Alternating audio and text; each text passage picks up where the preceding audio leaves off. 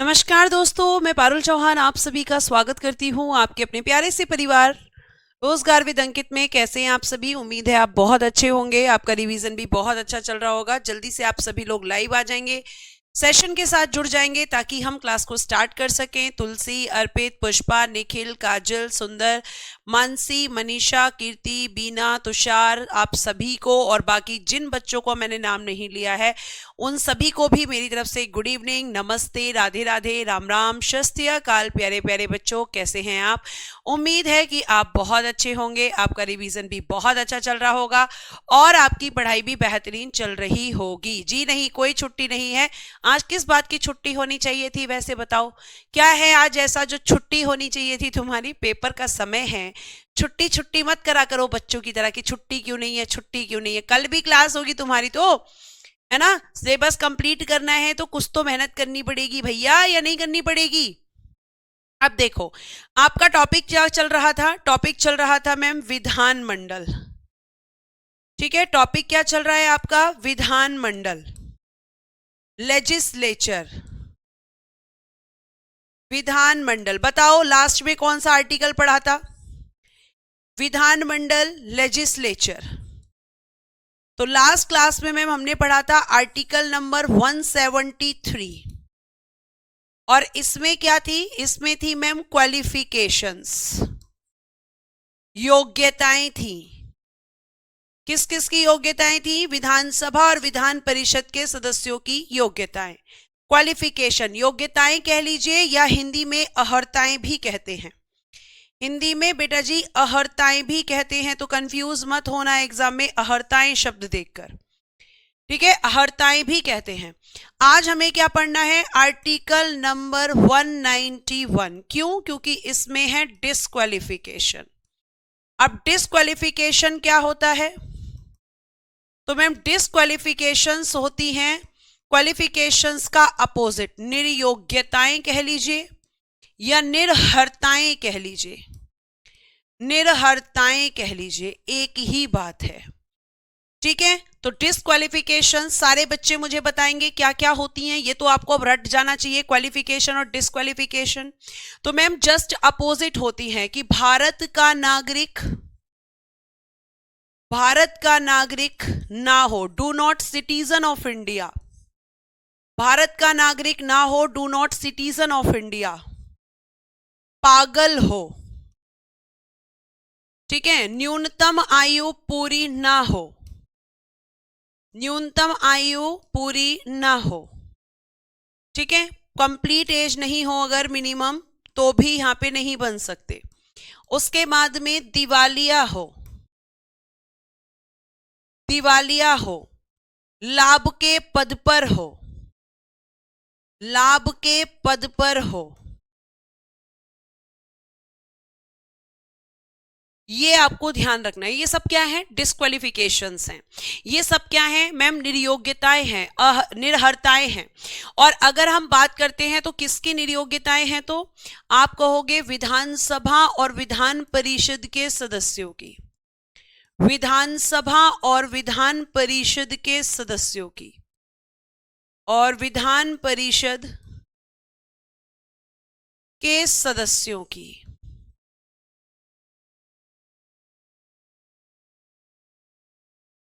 इन दोनों की डिस्क्वालिफिकेशंस किस में है? आर्टिकल नंबर 191 में।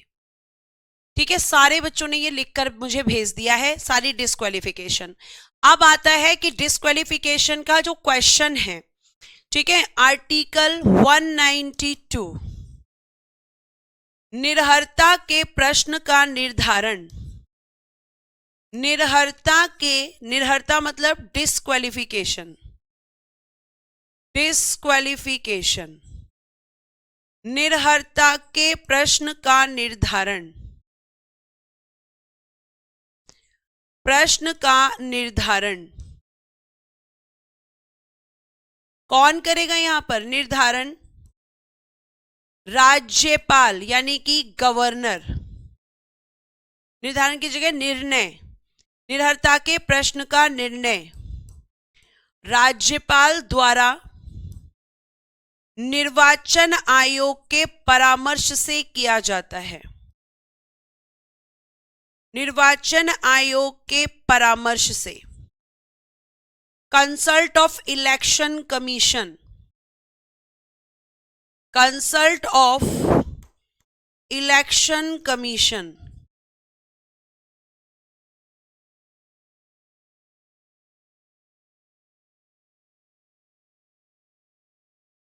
तो ये आपका आर्टिकल 192 में है। अब यहां पे ध्यान से सुनिए, आपके जो इतना तो आपको समझ में आ गया होगा क्योंकि ये चीज मैंने आपको प्रेसिडेंट में भी बेटा पढ़ाई थी।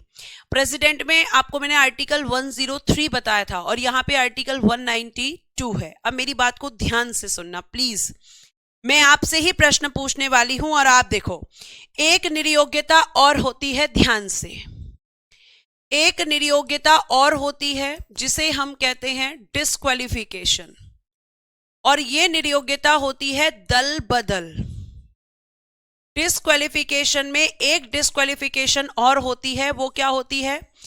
दल बदल कानून, एंटी डिफेक्शन लॉ, दल बदल कानून, एंटी डिफेक्शन लॉ। ध्यान से सुनना, इसे अलग से क्यों बता रही हूं अभी पता चलेगा। एंटी डिफेक्शन लॉ ये भी एक निरयोग्यता है। अगर ये दल बदल कानून किसी एमपी पर हो या एमएलए पर हो या एमएलसी पर, किसी एमपी या एमएलए या एमएलसी पर दल बदल कानून लागू हो, दल बदल कानून लागू हो, कानून लागू हो जाए तो वह निरयोग्य घोषित होता है, तो वह निरयोग्य घोषित होता है।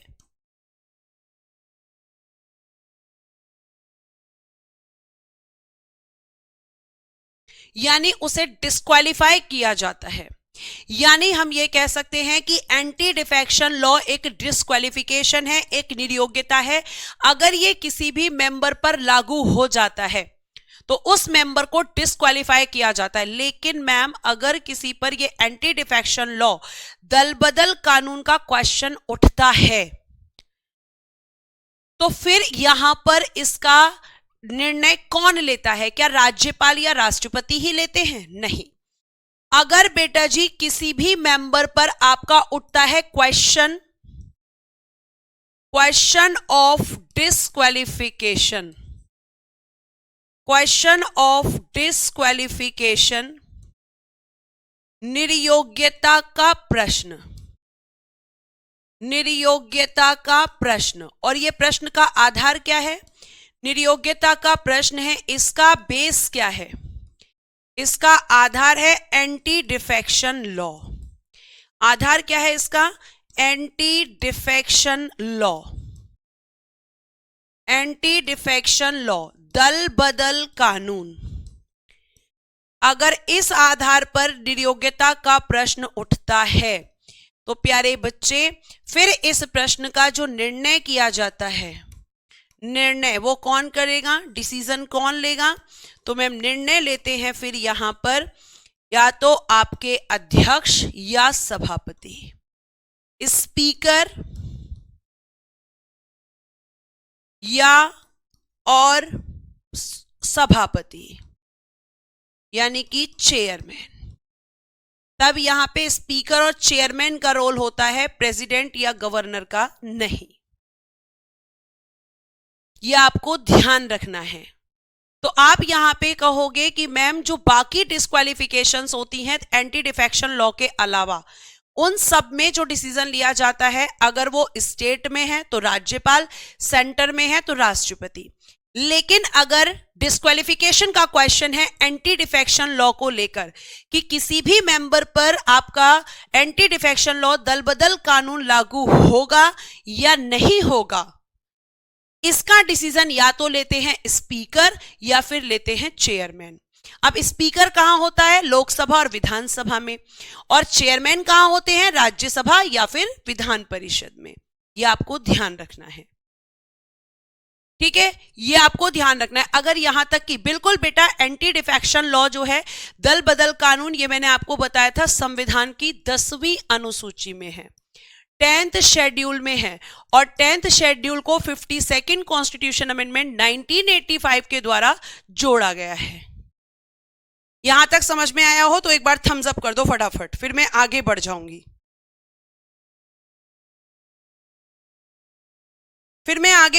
फटाफट थम्स अप कर दीजिए।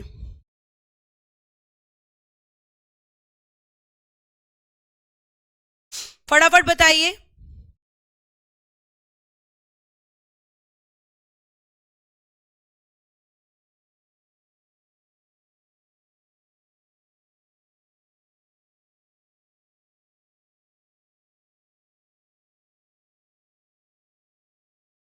Thank you so much for response everyone. अब बात आती है आपका आर्टिकल 188। इसमें क्या है? शपथ। इसमें है बेटा जी ओथ। और किस किस की ओथ है? तो मैम विधानसभा और विधान परिषद के सदस्यों की, और विधान परिषद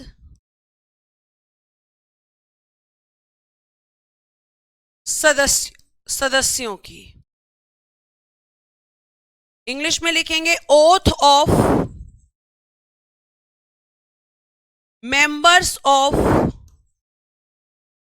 लेजिस्लेटिव असेंबली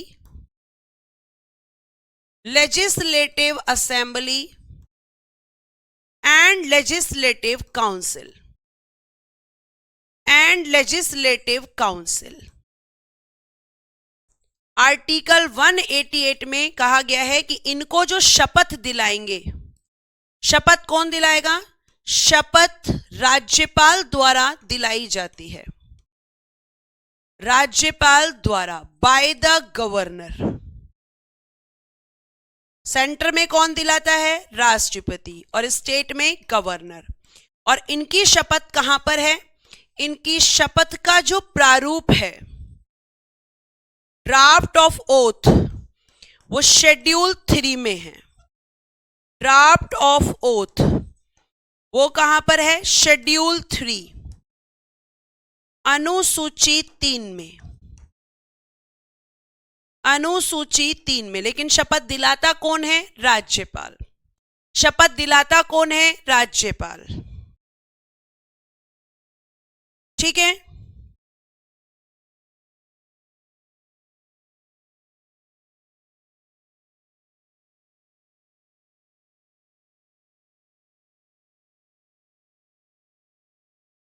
इतनी बात समझ में आ रही है?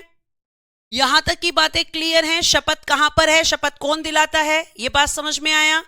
एंटी डिफेक्शन लॉ कृष्णा वो होता है जिसमें कोई भी नेता बार बार किसी पार्टी को चेंज करता है, तो उसको कहते हैं कि वो दल बदलू है, कभी इस दल में कभी उस दल में।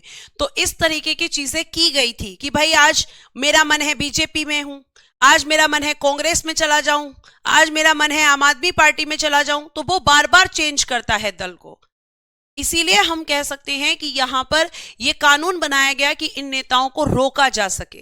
ठीक है, थैंक यू बच्चों ये बोलने के लिए कि हाँ समझ आ गया। अब देखो, जिस तरीके से आपकी विधानसभा की पहले हम बात करते हैं, विधानसभा किसकी तरह होती है स्टेट में? मैम लोकसभा की तरह, लेजिस्लेटिव असेंबली। ठीक है, अब यहां पर कौन होते हैं? तो मैम जैसे लोकसभा में अध्यक्ष उपाध्यक्ष होते हैं, यहां पर भी एक अध्यक्ष और एक उपाध्यक्ष। अब मैं तुम्हारा रिवीजन करवाऊंगी, देखो कैसे, कितने शानदार तरीके से। एक होता है स्पीकर और एक होता है डेप्यूटी स्पीकर। अब मेरे आपसे इन दोनों को लेकर क्वेश्चन है, चलो बताना फटाफट। पहला, कौन चुनता है इनको? देखो अभी रिवीजन कैसे होता है, कौन चुनता है बताओ? चुनने का मतलब है यहां पर चूज करना। कौन हटाता है? कौन हटाता है? फिर बताना कि अध्यक्ष ये त्यागपत्र किसको देता है, या ऐसे लिखना त्यागपत्र अध्यक्ष किसको देता है और उपाध्यक्ष किसको देता है, इनका कार्यकाल कितना होता है, कार्यकाल कितना होता है, टेन्योर। अध्यक्ष को शपथ कौन दिलाता है, अध्यक्ष को शपथ। चलो देखते हैं कितने बच्चे इन प्रश्नों के उत्तर करते हैं, क्योंकि ये रिवीजन है, क्योंकि ये रिवीजन है। राज्यपाल हटाता है और जनता चुनती है, बहुत बढ़िया। इसका मतलब आपका रिवीजन बहुत ही शानदार तरीके से चल रहा है। विधानसभा के अध्यक्ष चुनते हैं, विधानसभा के सदस्यों द्वारा, बाय द एमएलएस, विधानसभा के सदस्यों द्वारा। हटाता कौन है, तो same members of legislative assemblies, members of legislative assemblies. Very good, बहुत अच्छे से रिवीजन कर रहे हो आप लोग। ठीक है, आपकी होनी चाहिए थी आज कुटाई, अगर कुटाई का ऑप्शन होता तो, है ना। स्पीकर किसको देता है, डेप्यूटी स्पीकर यानी कि उपाध्यक्ष को। उपाध्यक्ष किसको देता है, अध्यक्ष को। कार्यकाल कितना होगा, 5 वर्ष। शपथ मैम कोई नहीं दिलाता, कोई नहीं, क्योंकि इनकी अलग से कोई शपथ नहीं, क्योंकि अलग से कोई शपथ नहीं, क्योंकि अलग से कोई शपथ नहीं। मैम ये शपथ लेंगे एमएलए के रूप में। तो ये चल रहा है आपका रिवीजन। कितने बढ़िया से आंसर कर रहे हो आप। संजना वर्मा जी, विधानसभा के सदस्य, इसकी हिंदी यही होगी। एक बार इंग्लिश में लिखा हुआ है, एक बार हिंदी में।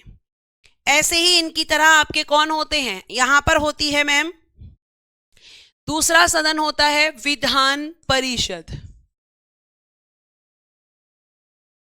विधान परिषद, लेजिस्लेटिव काउंसिल,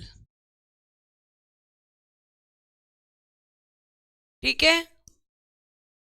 अब यहां पर भी सेम, यहां कौन होते हैं, सभापति, और एक होते हैं उपसभापति।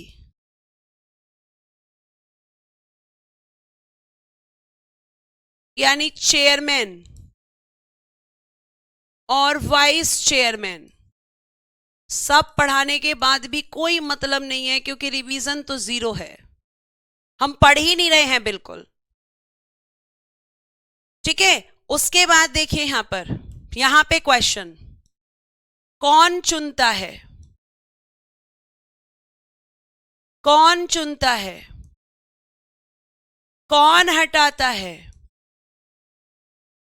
कौन हटाता है, त्यागपत्र, सभापति, उपसभापति। और यहां पे एक डिफरेंस है, वो डिफरेंस भी मैं आपको बताऊंगी कि राज्यसभा के सभापति और विधान परिषद के सभापति में क्या डिफरेंस है। कार्यकाल, टेन्योर, यही तो बस मैंने पूछा है। और क्या नया पूछा है इसमें,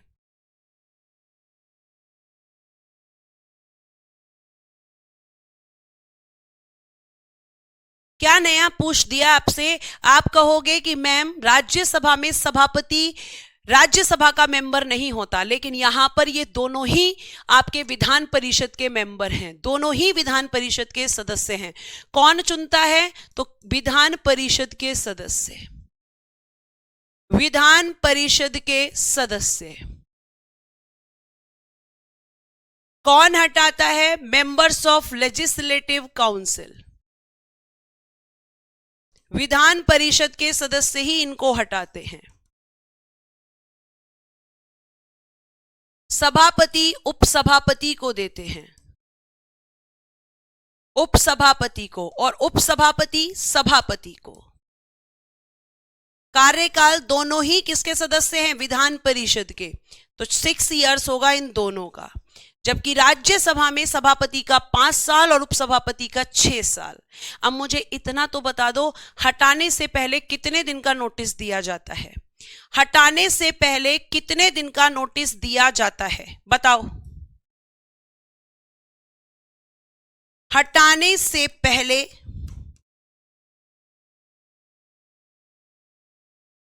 कितने दिन पूर्व सूचना? कितने दिन पूर्व सूचना?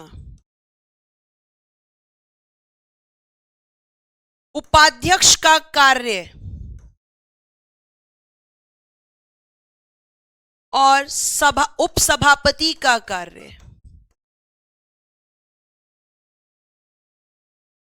Function of speaker, function of vice chairman,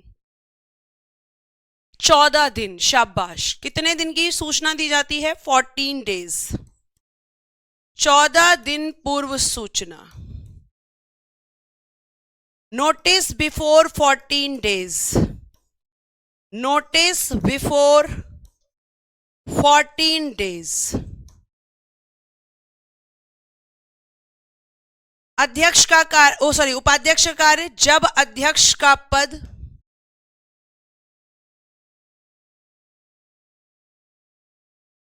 रिक्त हो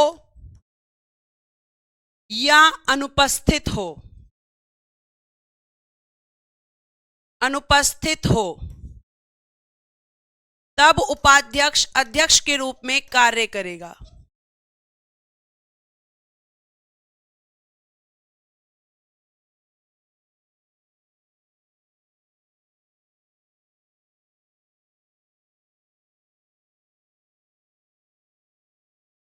यही तो है। उपसभापति, जब सभापति का पद रिक्त हो या अनुपस्थित हो, तब उपसभापति सभापति के रूप में कार्य करेगा। ये सब मैंने तुम्हें संसद में नहीं बताया, सब बताया है, सब बताया है मैंने तुम्हें। लेकिन वही है कि आपने रिवीजन ही नहीं किया है। और बेटा बिना रिवीजन के तो कुछ भी नहीं होने वाला, मैं चाहे तुम्हें कितना भी पढ़ा दूं। यहां तक कोई भी डाउट?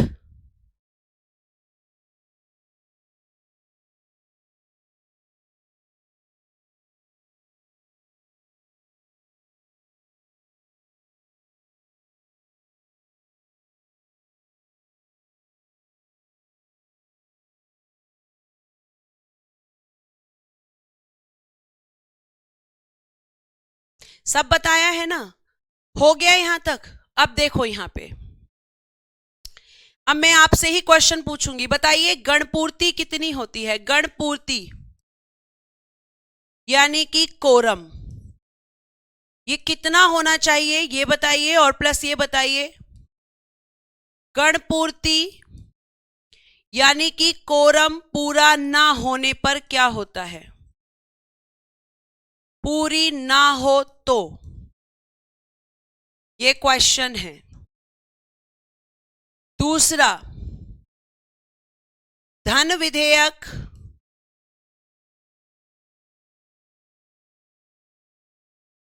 कहां पेश होगा? स्टेट में पूछ रही हूं मैं, सेंटर में मत चले जाना। कहां पेश होगा? राज्य में। किस सदन में पेश होगा? स्टेट के किस सदन में? और धन विधेयक, धन विधेयक यानी कि मनी बिल, धन विधेयक को विधान परिषद कितने दिन अपने पास रख सकती है? विधान परिषद कितने दिन अपने पास रख सकती है? अपने पास रख सकती है।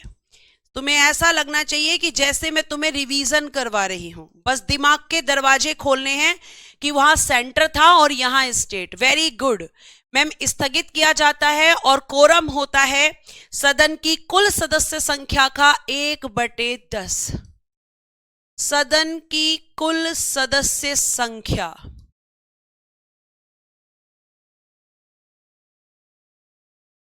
total number of members, total number of members of house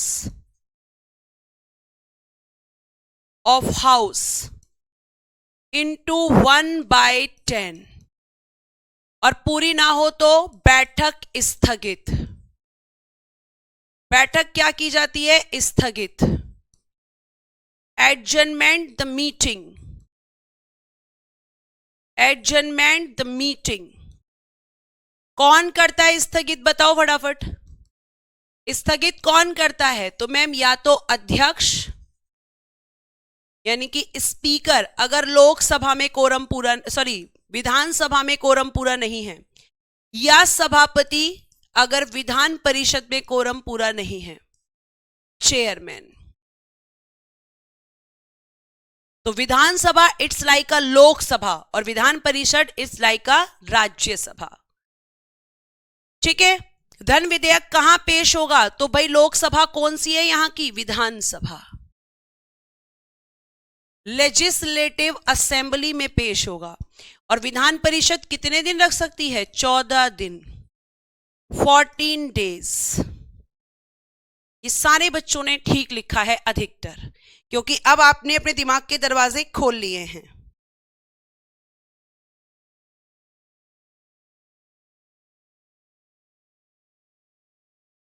ठीक है, तो ये आपका खत्म होता है चैप्टर।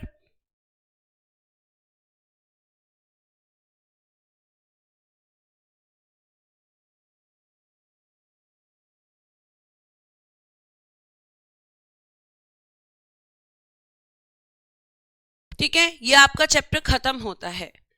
संजन, ये आपकी मर्जी है बच्चे, आपको क्या करना है। ये चैप्टर फिनिश। इसके जितने इंपॉर्टेंट पॉइंट्स थे मैंने आपको सब बता दिए हैं। अब क्योंकि एक नया चैप्टर स्टार्ट होगा बेटा, और उसका नाम है, यहां तक कोई क्रॉस क्वेश्चन है तो पूछ लीजिए, वैसे तो सब आपको बताया हुआ है। भारत का नियंत्रक एवं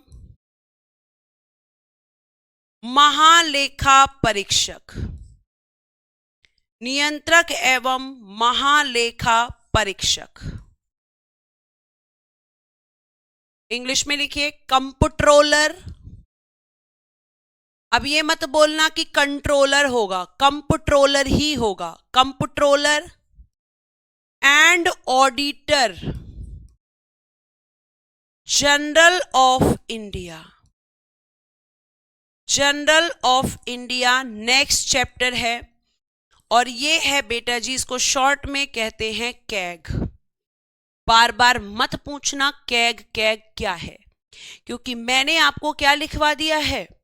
मैंने आपको लिखवा दिया है भारत का नियंत्रक एवं महालेखा परीक्षक, पहले ही इसकी full form comptroller and auditor general of India. प्यारे बच्चे, ये आपके कॉन्स्टिट्यूशन के पार्ट 5 में है, भाग 5 में, और आर्टिकल 148 से लेकर 151 तक है। अब आपको मैं ये बता दूं कि जो कैग होता है ये सेंटर और स्टेट का एक ही होता है, अलग अलग नहीं होता। आपको फिर से मैं ये बता देती हूं, नारायण जी पढ़ा दूंगी, अभी क्लास खत्म नहीं हुई बेटा, अभी मैंने सिलेबस खत्म हो गया ऐसा नहीं बोला है। ठीक है, तो आप कहेंगे कि मैम कैग जो होता है वो पूरा एक ही होता है पूरे भारत में, ये आपको ध्यान रखना है।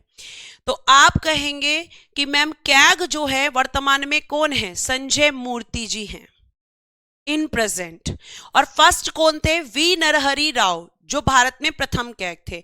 लेकिन अभी इसके बारे में थोड़ा सा सुनो और उसके बाद हम आगे बात करेंगे। अभी आप इतना ध्यान रखेंगे कि कैग अलग अलग नहीं होता, कि स्टेट का अलग और सेंटर का अलग, कैग एक ही होता है, पूरे भारत में एक ही कैग होता है। ठीक है, इतनी बात समझ में आई। अब आप ध्यान से सुनना कि आखिर यहां पे कैग क्या करता है, कैग का काम क्या होता है। तो बेटा कैग का काम होता है कि आपकी जो सरकारें हैं, है ना, वो क्या करती हैं? तो मैम हमारे सरकारें जो है देश के लिए काम करती हैं।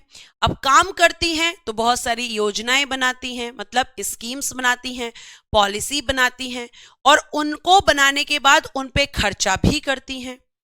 तो मान लीजिए कि किसी सरकार ने कोई स्कीम बनाई और उसके लिए उसने कहा कि मुझे 1,000 करोड़ रुपए चाहिए, 1,000 करोड़ रुपए चाहिए, उसको मिल गए कि लो भाई।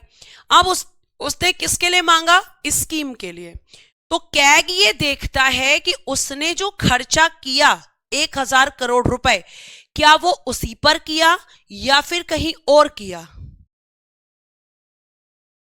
उसी पर किया या कहीं और कर दिया। मतलब इसका काम होता है सरकार ने जो पैसा जिस काम के लिए मांगा था वो वहीं पे खर्च किया है या कहीं और खर्च किया है। आपको पता है अगर कैग चाहे तो सारे के सारे करप्शन सामने आ सकते हैं, लेकिन कैग की अपॉइंटमेंट खुद सेंट्रल गवर्नमेंट के कहने पर होती है। तो कैग क्या करता है मैम? सरकार के द्वारा किए गए खर्चे जो होते हैं उनकी जांच करता है, यानी कि ऑडिटिंग करता है कि खर्चा वही हुआ है जिसके लिए पैसा लिया गया था या नहीं। अब जैसे फॉर एग्जांपल आप घर से पैसा मांगो कि मुझे स्कूल की फीस देनी है, पर आपने फीस ना दे के आप पिक्चर देखने चले गए, आप घूमने चले गए, आपने गोलगप्पे खा लिए, तो फिर आपने उस पैसे का यूज कहां किया? दूसरी जगह। और फिर घर में क्या हो सकती है मैम? हमारी कुटाई हो सकती है। तो कैग की कुटाई नहीं होती। क्यों नहीं होती है? क्योंकि कैग तो खुद ही यहां पे सेंट्रल गवर्नमेंट के द्वारा अपॉइंट करवाया जाता है राष्ट्रपति से। ये चाहे तो करप्शन सामने आ सकता है, पर ऐसा होता कहां है? हाँ बेटा, संसद भी भाग 5 में है। तो देखो आगे सुनो। और जो कैग है ये आपका संवैधानिक पद है, कॉन्स्टिट्यूशनल पोस्ट है। ये कोई भी पोस्ट जिसकी संविधान में चर्चा है, संविधान में चर्चा है और आर्टिकल है और पार्ट है, तो वो कॉन्स्टिट्यूशनल पोस्ट है, संवैधानिक पद है, क्योंकि संविधान में उसके बारे में चर्चा की गई है, संविधान में उसके बारे में प्रावधान किया गया है। ठीक है, आगे देखो यहां पे ध्यान से।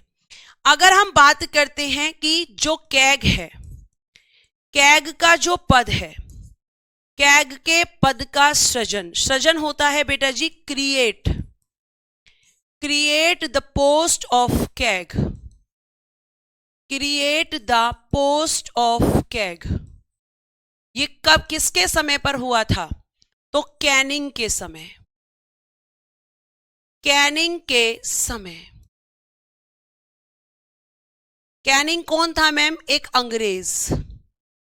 इसके समय पर इस पोस्ट को क्रिएट किया गया था, ये बात आप बहुत अच्छे से ध्यान रखेंगे। और जो कैग है, पहले इसका नाम जो था, पहले इसका नाम था महालेखाकार, महालेखाकार यानी ऑडिटर जनरल। ऑडिटर जनरल ये इसका पहले नाम हुआ करता था, ऑडिटर जनरल। जब ये पोस्ट क्रिएट हुई थी तो इसका नाम क्या था मैम? Auditor general. और जो कैग है इसके कार्यालय की स्थापना, एस्टैब्लिशमेंट ऑफ ऑफिस, कैग का कार्यालय कब बना था? तो एस्टैब्लिशमेंट ऑफ ऑफिस ये बना था बेटा जी 1858 में, 1858 में इसका ऑफिस बना कैग का, जहां पर ये बैठता है। और भारत का प्रथम महालेखाकार कौन था? भारत का प्रथम महालेखाकार, first auditor general of India, Edward Drummond. First auditor general of India, क्योंकि पहले तो यही नाम था। तो ये बने थे आपके 1860 में। एक मिनट।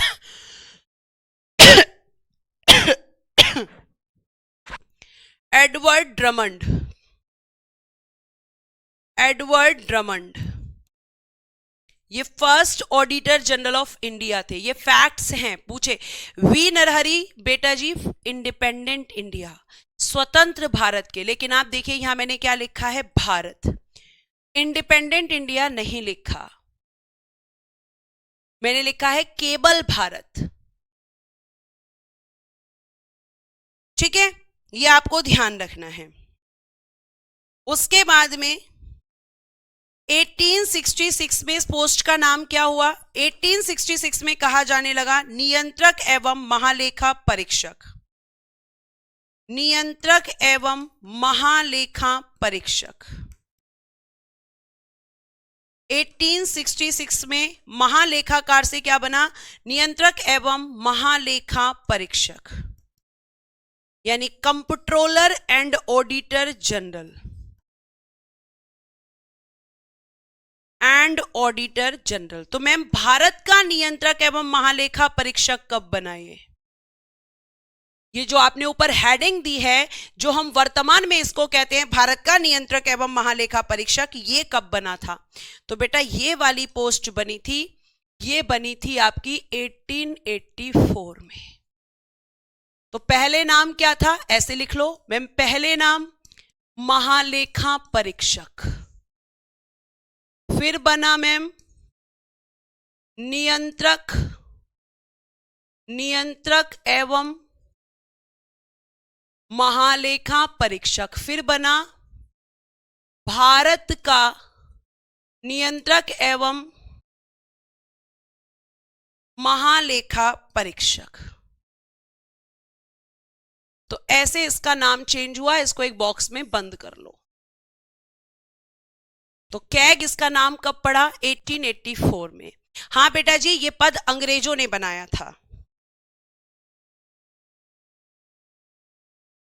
ठीक है, अब आप मुझसे पूछ सकते हो कि स्वतंत्र भारत के प्रथम कैग कौन थे?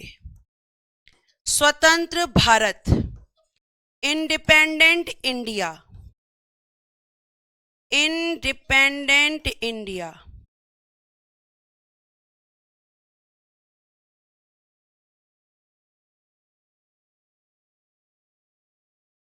इंडिपेंडेंट इंडिया, स्वतंत्र भारत के प्रथम कैग। तब आप लिखोगे V Narahari Rao, V Narahari Rao. Please note करें, फिर हम आगे बढ़ेंगे। वी नरहरि राव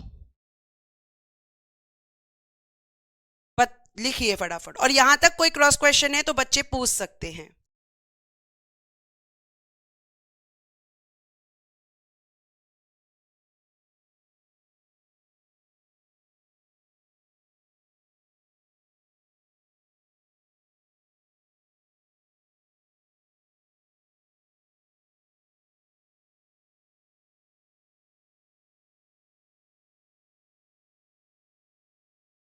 लिख लिया?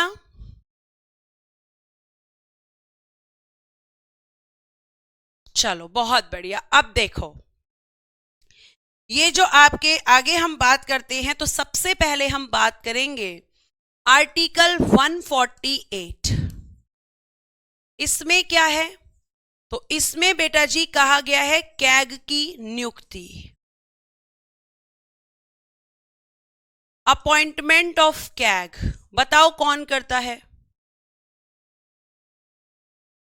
Appointment of CAG.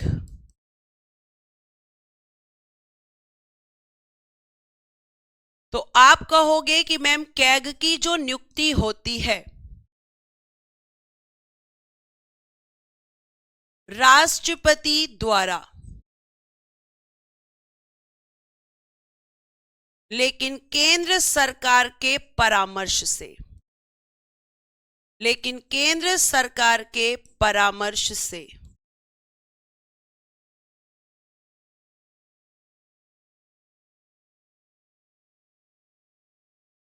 by the president, but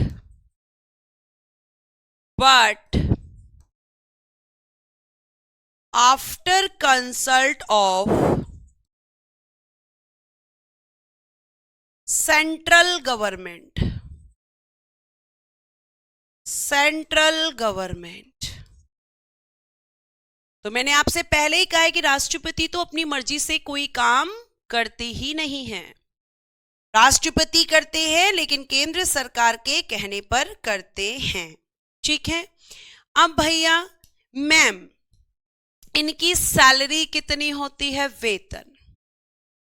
salary में हमें बड़ा इंटरेस्ट है, तो इनका जो वेतन होता है, सैलरी होती है, वो बेटा जी सबसे पहले तो लिखना संसद द्वारा निर्धारित, डिटरमाइंड बाय द पार्लियामेंट, यानी संसद ये तय करती है कि इनको कितना वेतन दिया जाएगा।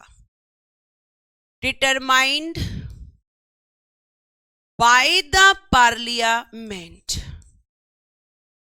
संसद ये निर्धारित करती है कि कै को कितना वेतन दिया जाएगा। अब कहां से वेतन दिया जाता है? ठीक है, कहां से दिया जाता है? तो आप कहोगे भारत की संचित निधि से दिया जाता है। भारत की संचित निधि से दिया जाता है। Pay from consolidated fund of India, pay from consolidated fund of India, यहां से मैम इनको वेतन दिया जाता है। ठीक है बेटा, आगे देखिए। फिर अगला क्वेश्चन, कितना होता है? तो बेटा इनका पोस्ट माना जाता है सुप्रीम कोर्ट के जज के बराबर, तो उसी के बराबर इन्हें सैलरी भी दी जाती है, 2,50,000 रुपए प्रति माह, यानी पर मंथ। तो ये आपका फेवरेट क्वेश्चन का आंसर, ये आपको ध्यान रखना है। जो सुप्रीम कोर्ट के जजेस की सैलरी होती है उन्हीं के इक्वल दिया जाता है। ठीक है। उसके बाद मैम इनका टेन्योर, कार्यकाल कितना होता है? टेन्योर कितना होता है? तो बेटा जी इनका कार्यकाल 2 आधारों पर होता है।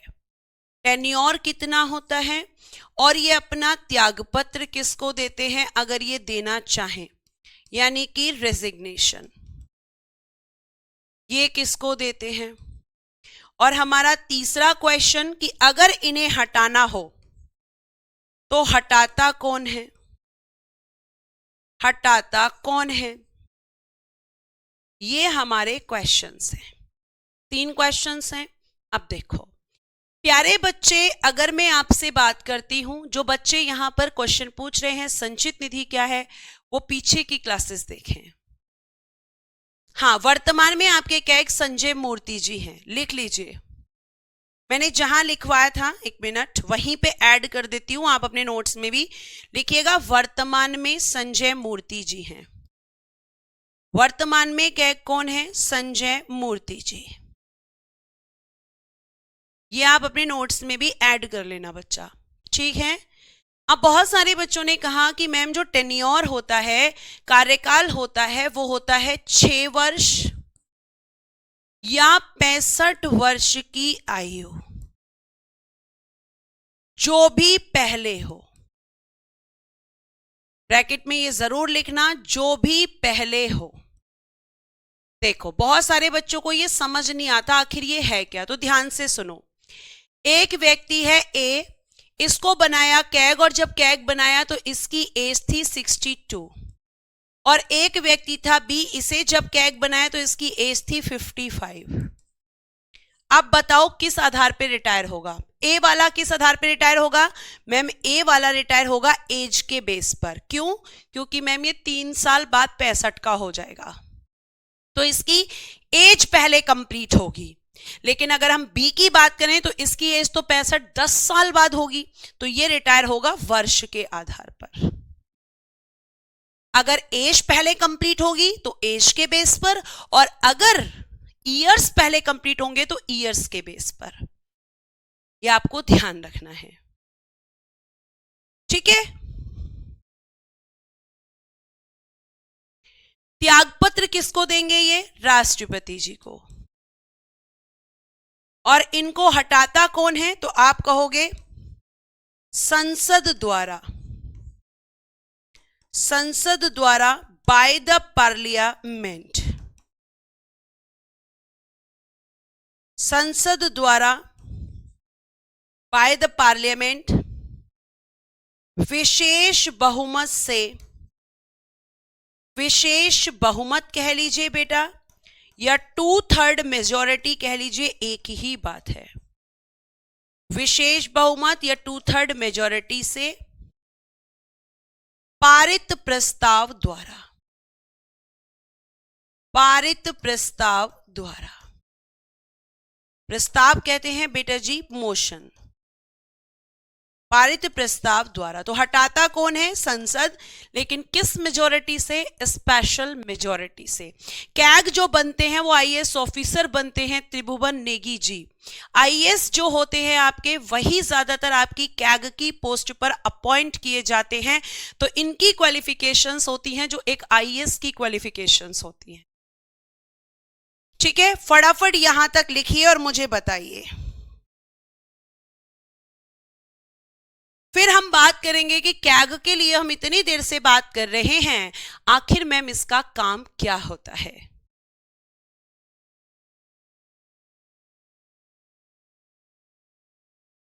नहीं, ये पोस्ट ऐसा नहीं है कि आप दोबारा बन जाएं। इस पोस्ट पे एक व्यक्ति एक ही बार होता है।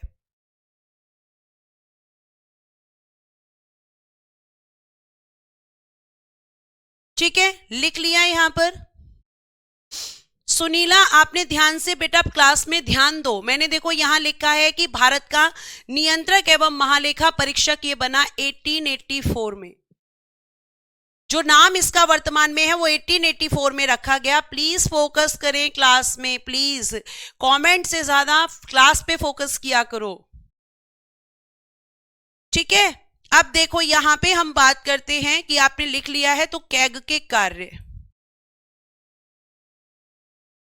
आर्टिकल 149, इसमें क्या है? कैग के कार्य।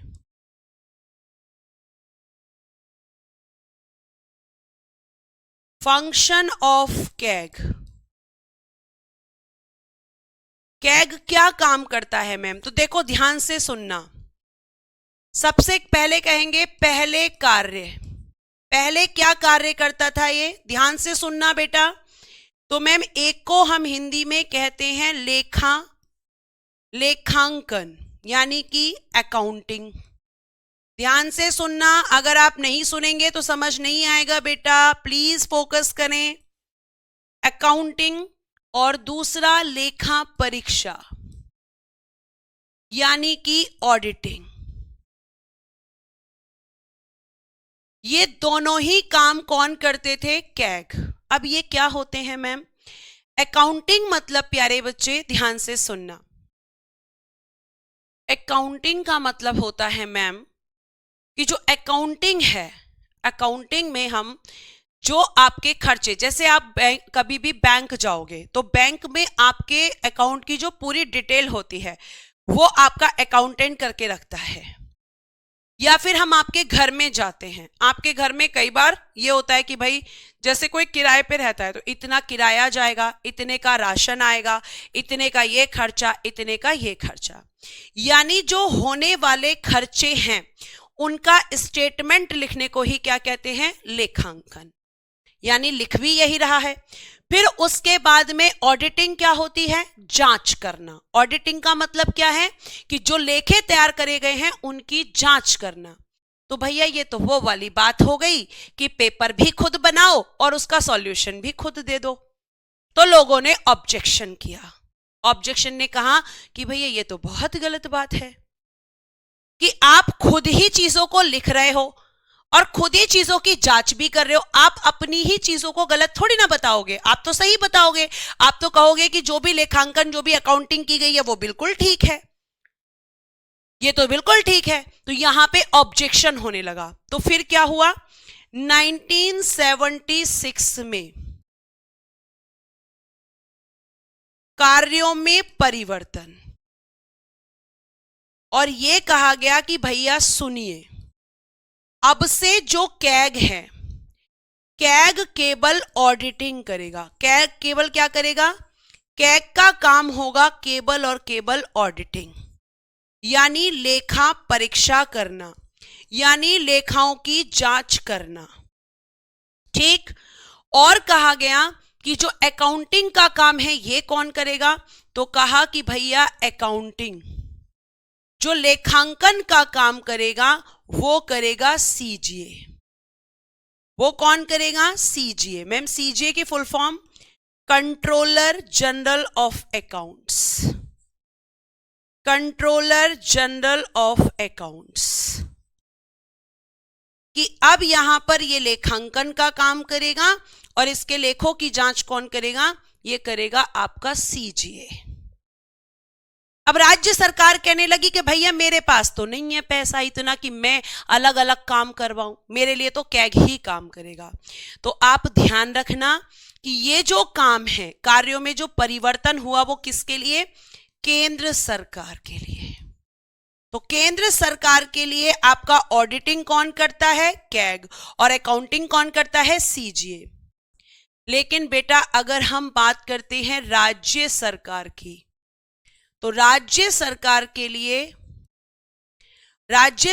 के लिए लेखांकन और लेखा परीक्षा, ये दोनों ही काम करता है कैग। ये दोनों काम करता है कैग, लेकिन केंद्र सरकार में अलग अलग, केंद्र सरकार अलग अलग करवाती है।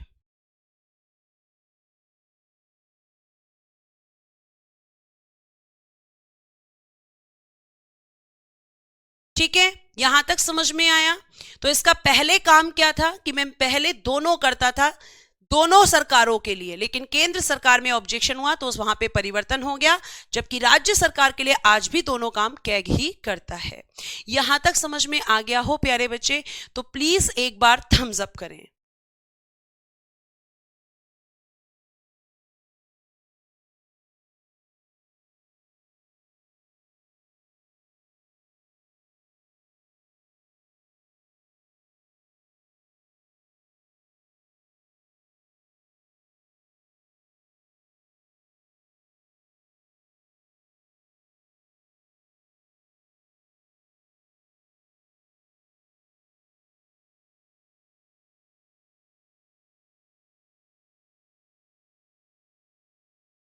ठीक है, समझ आ गया? अब आगे लास्ट आर्टिकल है इससे रिलेटेड, आर्टिकल 151।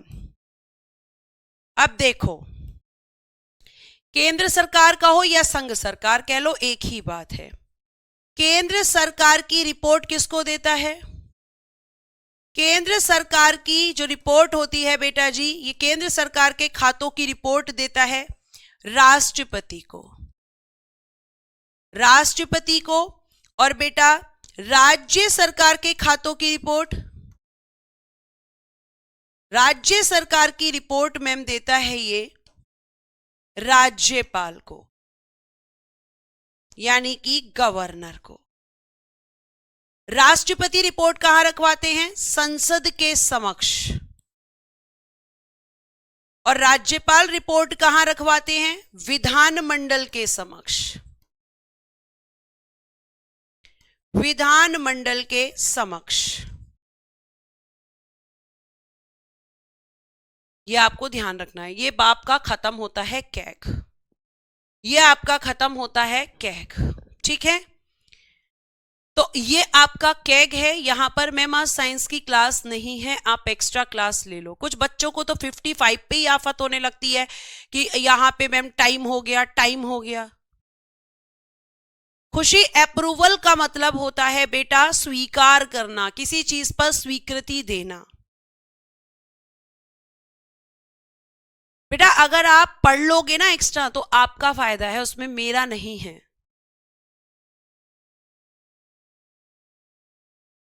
हाँ बिल्कुल इप्शिता जी, कैग एक ही कैग सभी राज्यों के लिए काम करता है, क्योंकि कैग अलग अलग नहीं होता है।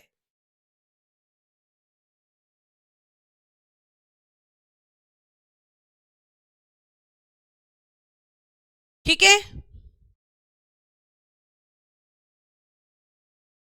इतना चल सकते हैं, आगे चल सकते हैं, ले लूं क्लास? अगर आप अप्रूवल दे दें तो 30 मिनट और ले लो, एक चैप्टर और खत्म हो जाएगा। भारत का निर्वाचन आयोग,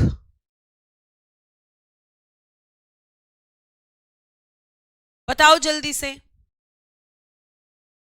अगर आप अप्रूवल दे देते हैं, स्माइली करके भेज दो भाई, आपकी मर्जी के खिलाफ नहीं हो सकता है कुछ भी, है ना। एक टॉपिक हो जाएगा छोटा सा, इलेक्शन कमीशन, पढ़ लोगे? अच्छे बच्चे हो वैसे तुम। चलो अब देखो यहां पे आपका एक टॉपिक है, भारत का निर्वाचन आयोग। छोटा सा टॉपिक है ये भी, election commission of India, election commission of India.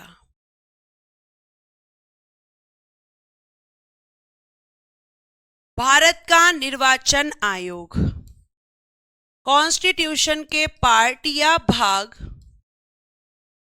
और आर्टिकल 324 से 329 और पार्ट किस में है बताओ, कौन से भाग में आपका निर्वाचन आयोग? बताओ, भारत का निर्वाचन आयोग संविधान के किस भाग में है? बताओ जल्दी से, बताओ बेटा जल्दी से।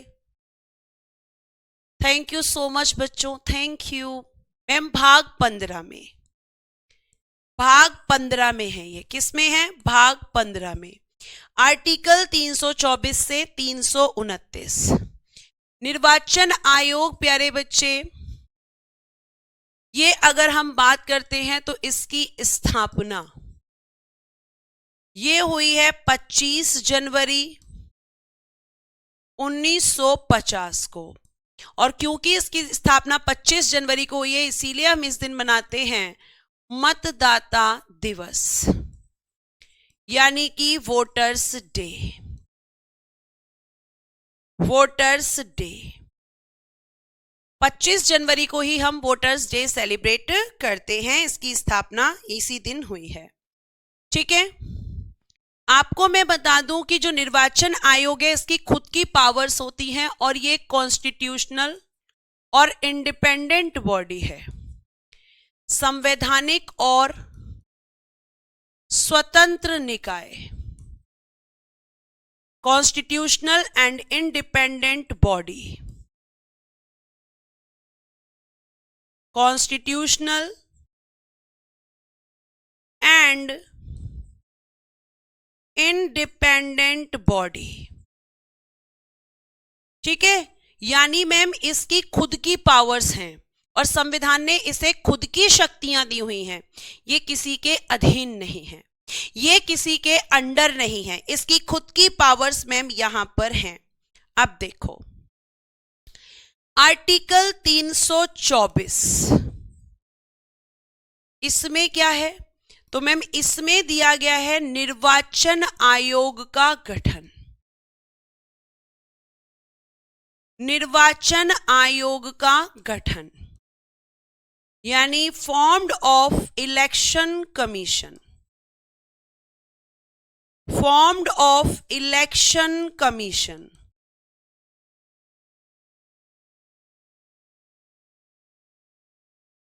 ठीक है, फॉर्म्ड ऑफ इलेक्शन कमीशन, ये आपको ध्यान रखना है। तो आप यहां पे बहुत अच्छे से ध्यान रखेंगे बच्चे कि निर्वाचन आयोग का जो गठन है, अगर हम बात करते हैं तो हम बात करते हैं, देखो पहले क्या था ये, पहले आप कहेंगे मैम एक सदस्यीय निकाय, एक सदस्यीय निकाय था ये, यानी 1 मेंबर बॉडी, यानी किस इसमें केवल एक ही आपका सदस्य होता था, 1 मेंबर बॉडी, यानी एक ही व्यक्ति प्यारे बच्चे इसमें खास होता था, ये आपको ध्यान रखना है। निर्वाचन आयोग और चुनाव आयोग, हाँ शिल्पी, निर्वाचन आयोग कह लीजिए या चुनाव आयोग कह लीजिए, एक ही बात है, बिल्कुल बेटा एक ही बात है। ठीक है, तो आप कहोगे कि एक सदस्यीय निकाय मतलब एक ही मेंबर हुआ करता था और उस मेंबर को हम कहते थे मुख्य निर्वाचन आयुक्त। मुख्य निर्वाचन आयुक्त, चीफ इलेक्शन कमिश्नर। क्या कहते थे बच्चा हम उसको? Chief election commissioner. अब मुझे बताओ कि भारत के प्रथम, स्वतंत्र भारत के प्रथम निर्वाचन आयुक्त कौन थे? First chief election commissioner, chief election commissioner.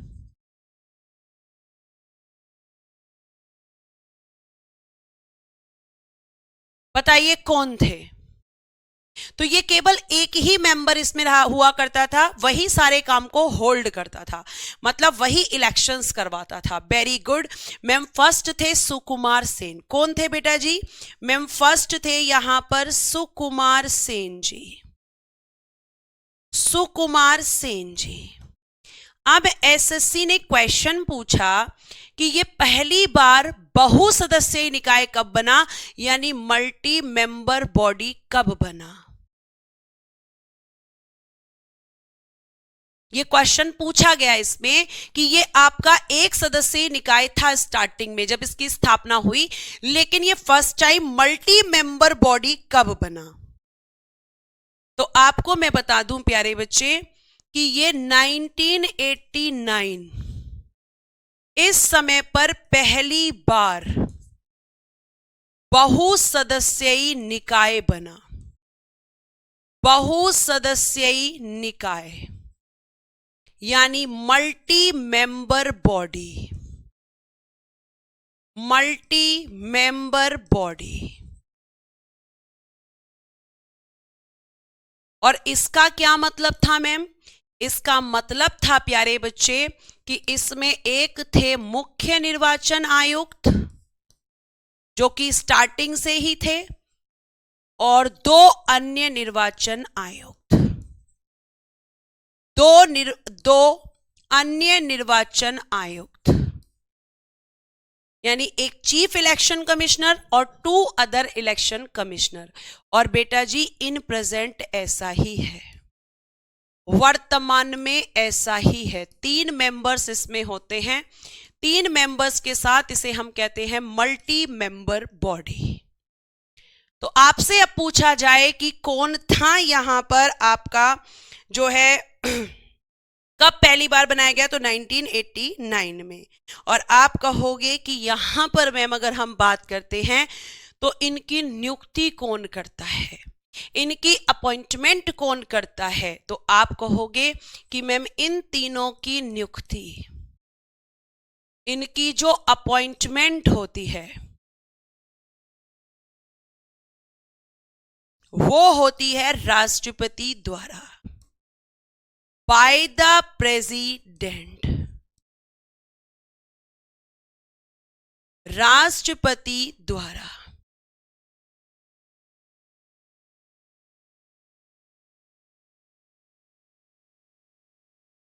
ठीक है, अब हमें क्या जानना है? अब हमें क्या जानना है? तो मैम अब हमें ये जानना है कि आप हमें ये बताइए कि एक तो हमारा पॉइंट है कि जो मुख्य निर्वाचन आयुक्त हैं, चीफ इलेक्शन कमिश्नर हैं सॉरी, मुख्य निर्वाचन आयुक्त, और जो मैम हमारे अन्य निर्वाचन आयुक्त हैं, अन्य निर्वाचन आयुक्त, इन सब के पॉइंट बताइए कि कार्यकाल कितना होता है मुख्य निर्वाचन आयुक्त का और अन्य निर्वाचन आयुक्त का। दोनों का अलग अलग टेन्योर होगा बेटा, सेम टेन्योर नहीं होगा, टेन्योर। फिर हमें बताइए कि ये त्यागपत्र किसको देते हैं, रेजिग्नेशन। और मैम नेक्स्ट बताइएगा हटाता कौन है, हटाता कौन है? ये क्वेश्चंस हमारे दिमाग में आते हैं जैसे ही हम कोई नया चैप्टर पढ़ते हैं। तो देखो मुख्य निर्वाचन आयुक्त का कार्यकाल होता है 6 वर्ष या 65 वर्ष की आयु, एज ऑफ 65 ईयर्स और 6 ईयर्स, जो भी पहले हो। सेम कैग वाला है, जो भी पहले हो, और इनका 6 वर्ष या 62 वर्ष की आयु, 3 साल एज कम होती है, 62 वर्ष की आयु जो भी पहले हो। त्यागपत्र ये तीनों अगर देंगे तो राष्ट्रपति को ही देते हैं, राष्ट्रपति को। अब बात आती है हटाने की। क्या तीनों को एक साथ हटाया जाता है? क्या तीनों को एक तरीके से हटाया जाता है? ऐसा कुछ होता है क्या मैम? नहीं बेटा। अगर मैं हटाने के लिए बात करूंगी तो सबसे पहले मुख्य निर्वाचन आयुक्त, मुख्य निर्वाचन आयुक्त, ये हेडिंग देना, ठीक है, लिखना। इन्हें कौन हटाता है? संसद द्वारा विशेष बहुमत से, या ऐसे लिख लेना, 2/3 बहुमत से पारित प्रस्ताव द्वारा। तो इनको कौन हटाता है? मैम संसद। लेकिन अगर वहीं पर हम देखें कि हमारे जो अन्य निर्वाचन आयुक्त हैं, इनको कौन हटाता है, तो लिखिएगा राष्ट्रपति द्वारा, राष्ट्रपति द्वारा मुख्य निर्वाचन आयुक्त की सलाह पर, मुख्य निर्वाचन आयुक्त की सलाह पर। यानी चीफ इलेक्शन कमिश्नर को हटाने का काम करती है संसद, और आपके अन्य निर्वाचन आयुक्तों को हटाने का काम करते हैं राष्ट्रपति। राष्ट्रपति को जब आपके चीफ इलेक्शन कमिश्नर एडवाइस देंगे कि इनको हटा दो, तो राष्ट्रपति उनको हटा देंगे। तो इनके टेन्योर में अंतर होता है और इनको हटाने की प्रक्रिया में भी अंतर होता है।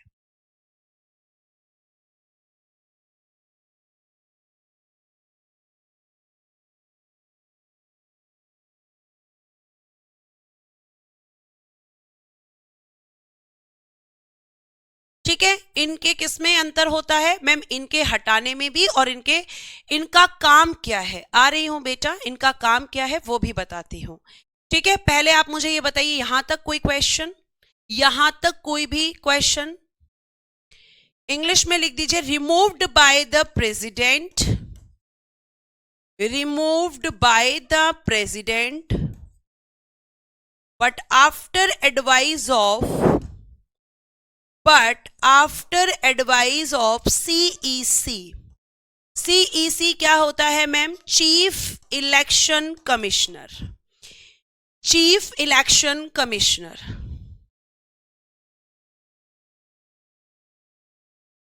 ठीक है, कोई भी क्वेश्चन, कोई भी क्रॉस क्वेश्चन बेटा है तो पूछ लीजिए। अब कार्य क्या होता है ma'am?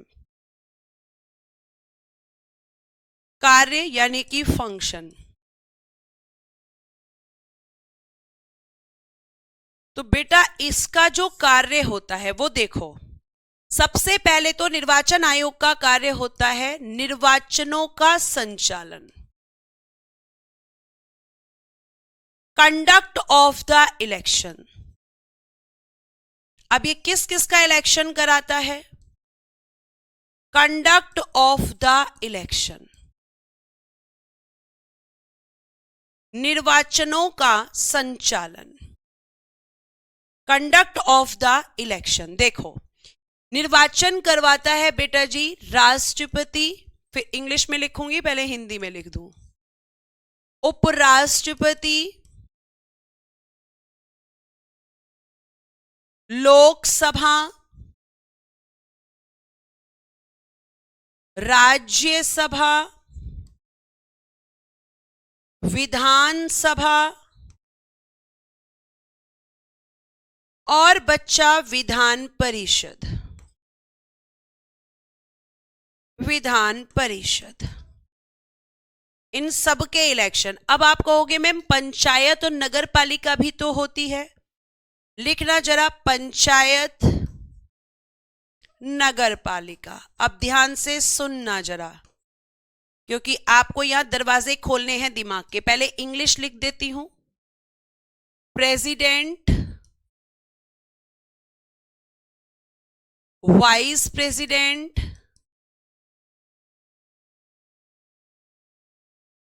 Lok Sabha, Rajya Sabha, legislative assembly,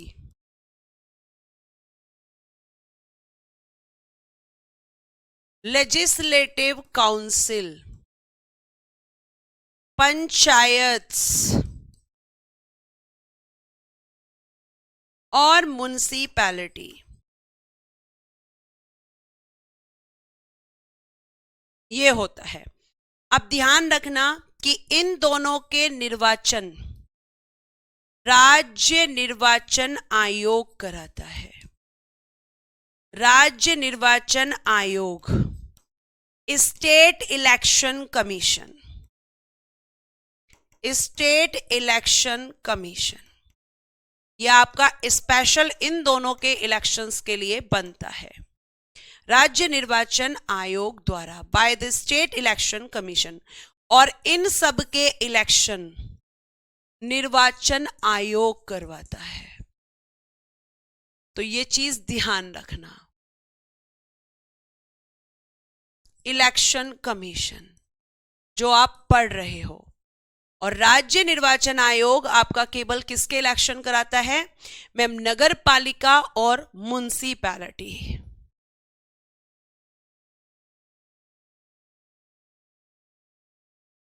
ठीक है, ये आपको ध्यान रखना है।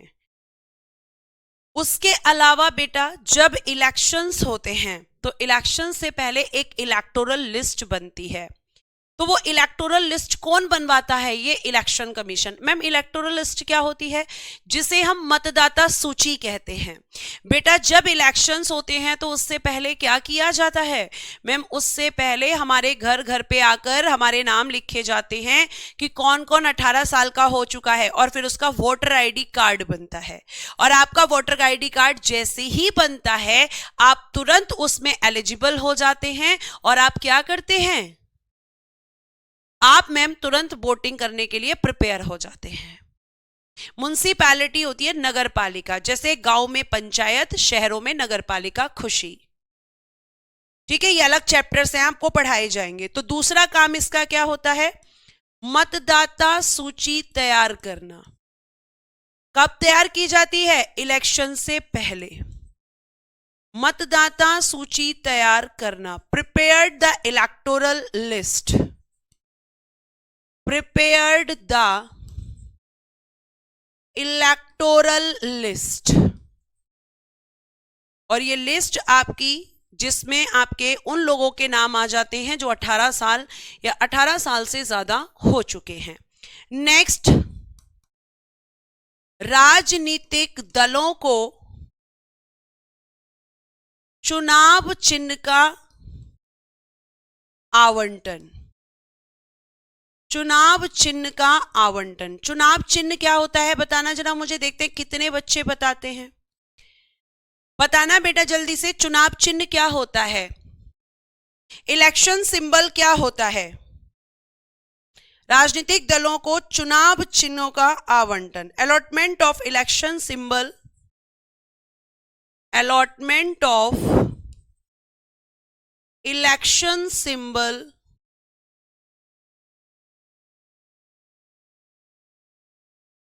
symbol of political parties। political parties जैसे मैम बीजेपी का कमल है, कांग्रेस का हाथ है ना, और आपका क्या कहते हैं आम आदमी पार्टी का झाड़ू है, तो हम उनको दे देते हैं। तो ये कौन अलॉट करता है? यही इलेक्शन कमीशन अलॉट करता है। ये इसी के हाथ में ये पावर होती है। उसके बाद प्यारे बच्चे, राजनीतिक दलों को मान्यता देता है। राजनीतिक दलों को मान्यता, मतलब जो पॉलिटिकल पार्टीज होती हैं, पॉलिटिकल पार्टीज, राजनीतिक दलों को मान्यता। मैम किस चीज की मान्यता? तो बेटा देखो, कौन सी पार्टी नेशनल लेवल की होगी और कौन सी क्षेत्रीय। राष्ट्रीय स्तर, जैसे राष्ट्रीय स्तर में बीजेपी है, कांग्रेस है, आम आदमी पार्टी है, नेशनल लेवल। और कौन सी होगी? क्षेत्रीय स्तर, यानी रीजनल लेवल। तो इसकी मान्यता देना किसके हाथ में होता है? Election commission. राजनीतिक दलों को मान्यता। जो भी समझ में नहीं आए कमेंट बॉक्स में लिख लेना। उसके बाद conduct the fair elections, conduct the fair elections.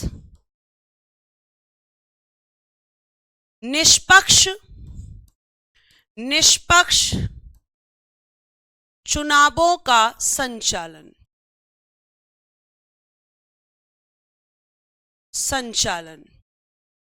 यानी फेयर इलेक्शंस होने चाहिए, कोई करप्शन नहीं होना चाहिए। लेकिन अगर मैम करप्शन हो गया तो क्या होगा?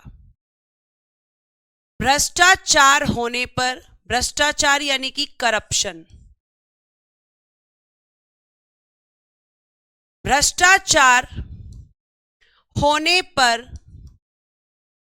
निर्वाचन रद्द करना, निर्वाचन रद्द, कैंसल्ड द इलेक्शन।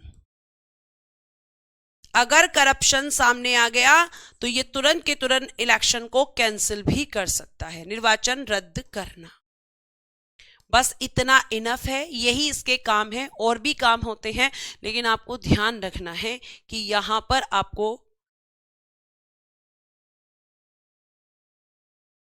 ठीक है, आपको ध्यान रखना है ये चीज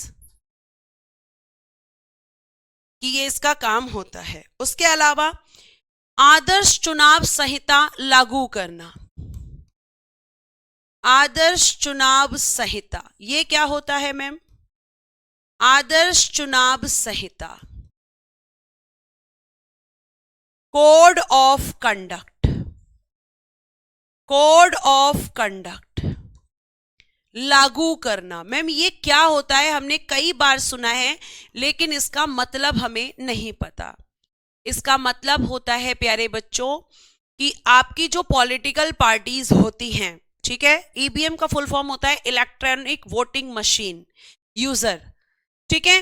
तो आदर्श चुनाव संहिता का मतलब होता है बेटा कि जो पॉलिटिकल पार्टीज इलेक्शन लड़ रही होती हैं, उन पर जब आपके यहां इलेक्शन की डेट डिक्लेयर हो जाती है, इलेक्शन के निर्वाचन की तिथि की घोषणा हो जाती है।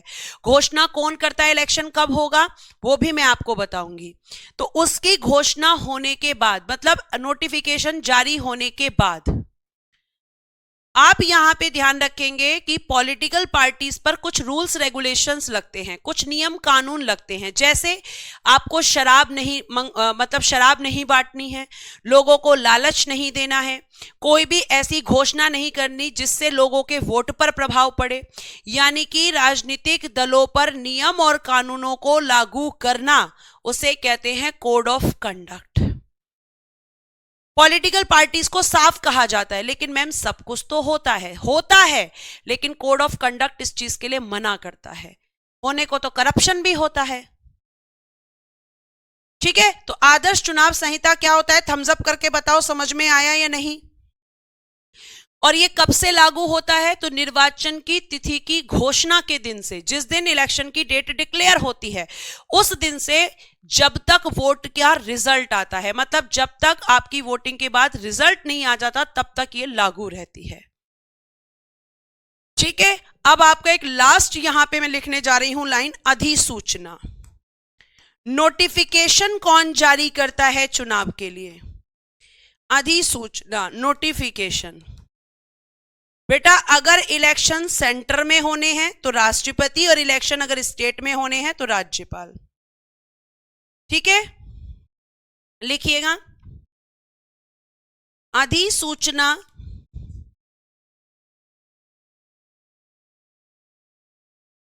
अधिसूचना निर्वाचन आयोग के कहने पर, निर्वाचन आयोग के कहने पर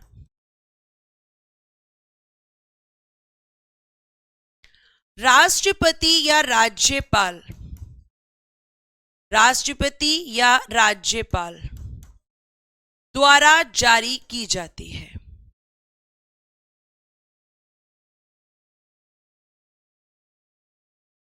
जब निर्वाचन आयोग, इलेक्शन कमीशन इनको कहता है कि भाई नोटिफिकेशन इशू कर दो, किसके लिए? इलेक्शंस के लिए। तो अगर सेंटर के इलेक्शन है राष्ट्रपति और स्टेट के इलेक्शन है तो राज्यपाल। आज हम इतना ही रखते हैं, कल हम करेंगे बाकी की चीजें, ठीक है। और आज हम इतना ही रखते हैं, बाकी की चीजें करेंगे कल की क्लास में। कल क्लास होगी बेटा, टाइमिंग आपको बता दिया जाएगा। और कल मैं कराऊंगी सुप्रीम कोर्ट, हाई कोर्ट, आपको दोनों ही, ठीक है। कोई और क्रॉस क्वेश्चन है तो आप पूछ सकते हैं, कोई भी क्रॉस क्वेश्चन। हाँ, कल भी क्लास होगी क्योंकि मैं चाह रही हूं कि मैं ट्यूसडे वेडनेसडे तक आपको फ्री कर दूं। सुप्रीम कोर्ट बचा, हाई कोर्ट बचा, नगर पालिका और आपका पंचायत बचा, ये आपके चैप्टर्स, और राजभाषा। 5 चैप्टर्स बचे हैं जिसमें से मैं 2 कल कंप्लीट करा दूंगी और जो 2 बचेंगे वो 3 दिन में कंप्लीट हो जाएंगे आराम से। आप भी फ्री, मैं भी फ्री, आप आराम से अपना रिवीजन कीजिएगा और हिस्ट्री पढ़िएगा। तो आज के लिए thank you so much, bye bye, take care and good day everyone. जय हिंद, जय भारत। हंसते रहें, मुस्कुराते रहें और हमेशा खुश रहें, ठीक है।